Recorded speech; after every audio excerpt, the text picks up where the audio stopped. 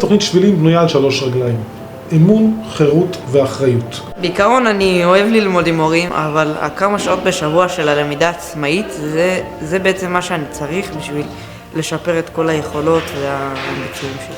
אני מגיע ממקום שמאוד מאוד מאמין בתלמידים, החל מגילאי 14-15, שאם ניתן להם את האחריות וניתן להם מרחב של בחירה, מרחב של חירות, אנחנו נזכה לאמון שלהם ונזכה לראות אותם באמת פורחים ולומדים הרבה יותר טוב ממה שהם לומדים כשאני מלמד אותם.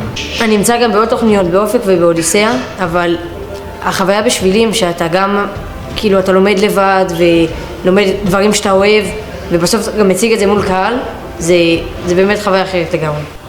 אנחנו מחפשים את התלמיד שלא צריך את המורה כשוטר, אלא באמת צריך את המורה כמאמן, ומבקש שניתן לו את החופש ללמוד מה שהוא רוצה.